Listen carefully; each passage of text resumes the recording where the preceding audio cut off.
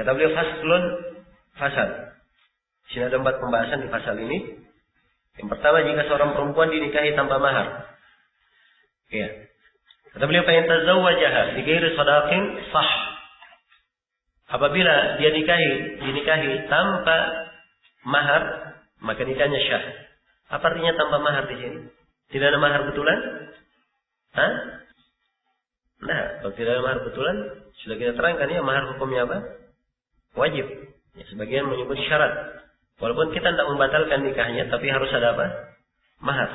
Ya, jadi maksudnya di sini dinikahi tanpa mahar, yaitu dinikahi tanpa menyebut mahar. Ya, nikah saja begitu. Saya nikahi kamu, perempuan setuju ya. Dinikahkan oleh walinya, tidak ada yang menyinggung mahar, tidak ada yang menyinggung. Jelas ya? Nikah tidak ada maharnya, artinya tidak ada yang menyinggung apa? Menyinggung mahar. Ya. Kalau terjadi seperti itu, hukum nikahnya apa? Sah, kata Ibnu Qudamah, syah nikahnya. Nah, syah nikahnya. Karena di dalam Al-Quran Allah firman, la junaha alaikum in talaqatumun nisaa ma lam tamassuhunna aw tafridu lahunna fariidah. Tidak apa-apa kalian kalau mentalak istri sepanjang kalian belum menjimanya atau sepanjang kalian belum menetapkan mahar untuknya. Ya, jadi mahar di sini disebut apa? Fariidah. Karena itu di antara nama mahar disebut juga dengan nama fariidah. Ya. Disebut dengan nama apa? Fariidah. Nah. Baik. Ada lagi akan disebut nanti oleh Ibnu Qudamah hadits Barwa bin Washib tentang ini. Baik. Dan juga telah syahid dari Nabi sallallahu alaihi wasallam dalam hadits riwayat Abu Daud, beliau menikahkan seorang lelaki dengan perempuan dan beliau tidak menyebut mahar. Tidak disebut untuknya apa? Mahar. Jadi boleh saja menikahi perempuan walaupun tidak disebut mahar. Tapi apakah artinya maharnya gugur? Nah, ini akan dibahas oleh Ibnu Qudamah. Kata beliau, fa in talaqaha qabla ad-dukhul lam yakul laha illa al-mut'ah. Kalau misalnya si perempuan ini ditalak sebelum dukhul, maka perempuan ini tidak mendapatkan mahar kecuali mahar mut'ah saja. Ini yang disebut dengan nama mut'atut talaq. Jadi ada 2 kata mut'ah ya di pembahasan nikah. Ada mut'ah bermakna nikah mut'ah dan ada mut'ah bermakna apa? Mahar mut'ah yang diberikan kepada perempuan yang ditalak sebelum disentuh perempuan yang ditalak. Pemberian yang diberikan kepada perempuan yang apa? Ditalak. Ya, jadi dia hanya berhak mendapatkan mut'atut talaq saja. Nah, karena itu yang disebut di dalam ayat ya, wa matti'uhunna 'alal musi'i qadaruhu wa 'alal muqtiri qadaruhu. Ya. Berikan mut'ah talak untuk mereka terhadap orang yang kelapangan, diberikan hal yang bagus sesuai dengan kelapangannya. Terhadap orang yang kesusahan, diberikan sekadar kemampuannya. Jadi ini kadarnya. Apa ini? Ketentuan wajibnya talak, wajibnya memberi mahar walaupun tidak disebut. Kata Ibnu Qudamah, alal musi' qadaruhu wa alal muqtiri qadaruhu. Terhadap orang yang lapang, dia berikan sesuai dengan kemampuannya. Kalau dia kaya, dia berikan mahar yang bagus sesuai dengan kelapangan yang Allah berikan untuknya. Kalau dia miskin, muqtir, maka diberikan mahar sesuai dengan kemampuan dia. Iya. Baik, mut'atut talaq ini berapa ukurannya? Iya. Ini yang dibahas oleh Ibnu Qudamah di sini tentang mut'ah talak dan kadarnya. Kata beliau, a'laha, ya, ini kadarnya ya, mut'ah talaknya sudah kita terangkan. Jadi mut'ah talak itu adalah hal yang disyariatkan kalau terjadi talak itu. Baik, dia diberikan mut'ah talak. Kadarnya berapa? Wa a'laha, yang paling banyaknya ya, khadamun atau khadimun, yang paling banyaknya adalah apa? Seorang pembantu yang dibelikan budak yang bisa membantunya. Nah, wa adanaha, yang paling sedikitnya kiswatun tajuzu laha salatu fiha, adalah pakaian yang membolehkan dia salat di dalam pakaian tersebut. Nah, ini memang disebut oleh fuqaha ya, karena itu banyak orang kalau dia mahar, bikin mahar pasti ada apa? Ada seperangkat alat-alat salat. Baik, tapi itu tidak mesti ya mahar dengan perangkat alat-alat salat. Tidak mesti. Dari mana ketentuan ini bahwa paling banyaknya seharga budak dan paling rendahnya adalah pakaian yang dipakai untuk sholat? Ini riwayat dari Ibnu Abbas. Riwayat dari Ibnu Abbas tentang hal tersebut. Hanya saja pada riwayatnya ada pembahasannya di riwayat Ibnu Abbas ini. Dan telah syah dari sahabat yang lainnya, mereka memberikan mut'at talaq, ya, lebih daripada apa yang disebut oleh Ibnu Abbas. Lebih daripada apa yang disebut oleh Ibnu Abbas radhiyallahu ta'ala anhu. Karena itu, ya, dalam hal ini hendaknya ukuran mut'at talaq yang diberikan ini kembali kepada urf sesuai dengan perbedaan dan kebiasaan manusia itu, dan juga hal ini dikembalikan kepada hakim atau kepada qadhi yang menimbang nanti berapa layaknya yang diberikan kepada istri tersebut. Nah, baik. Kemudian Ibnu Qudamah masuk menjelaskan kalau salah seorang di antara suami istri meninggal sebelum dukhul dan penetapan mahar. Ya. Jadi sekarang dia sudah menikah dengan perempuan. Belum disebut berapa maharnya. Subhanallah, belum lagi ketemu sudah apa? Meninggal salah satu dari keduanya. Kalau terjadi seperti ini,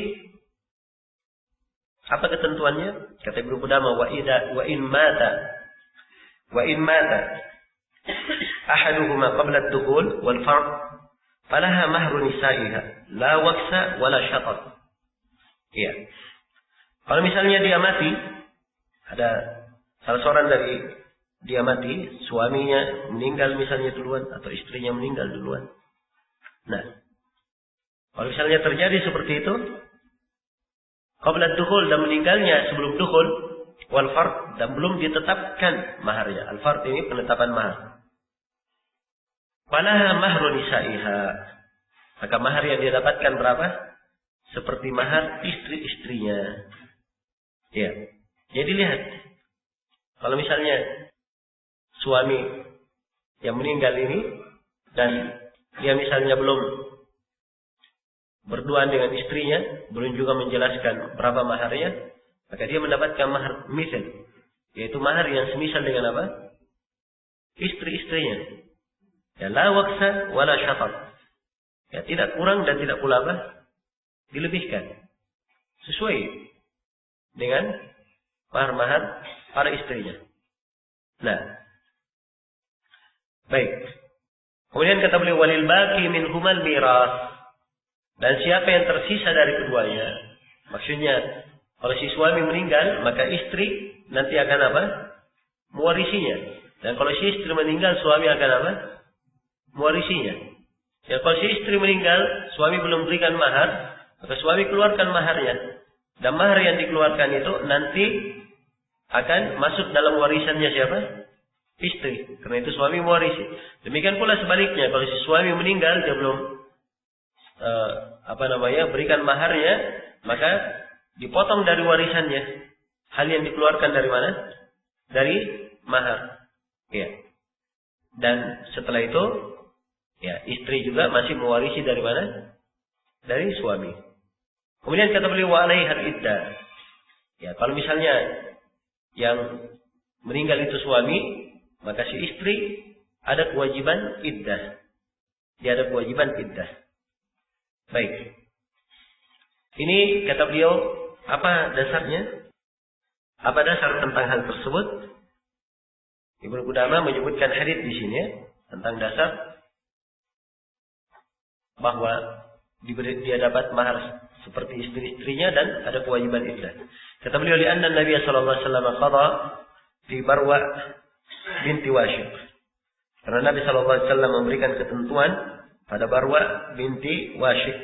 Lama mata zawjuha, begitu suaminya meninggal, walam yadkhul biha walam yafrid laha. Ya. Suaminya meninggal dan suaminya belum dukhul terhadapnya. Belum juga menetapkan berapa maharnya. Maka Nabi menetapkan annalaha mahra nisaiha la waqsa wala syatat. Bahwa dia mendapatkan mahar para istrinya sama dengan para istrinya yang lain, tidak dikurangi, tidak pula dilebihkan. Ini asalnya Ibnu Mas'ud ya yang memberi fatwa. Jadi kejadiannya itu adalah seorang Ibnu Mas'ud ditanya tentang perempuan seperti ini. Maka Ibnu Mas'ud menjawab, dia mendapatkan mahar seperti mahar para istrinya. Ya. La waqsa wala syatat. Diberi mahar. Kemudian dia wajib menjalani iddah. Ketika Ibnu Mas'ud sudah memberi fatwa seperti itu, maka seorang sahabat yang bernama Ma'qil bin Sinan al-Ashja'i, dia berkata bahwa ya, Rasulullah SAW juga memberikan keputusan yang sama pada Barwa binti siapa? Binti Washiq. Nah, sama dengan keputusan Ibnu Mas'ud. Maka Ibnu Mas'ud pun radhiyallahu taala anhu sangat gembira dengan hal tersebut. Ya, perhatikan ya. Ibnu Mas'ud memberi fatwa tentang ini dan dia belum tahu ada hadits Nabi. Tapi subhanallah, ternyata setelah tahu hadits Nabi, fatwa Ibnu Mas'ud sama dengan apa? Sama dengan hadits. Nah, ini menunjukkan bahwa beliau adalah seorang alim. Ya. Seorang alim demikian ijtihad.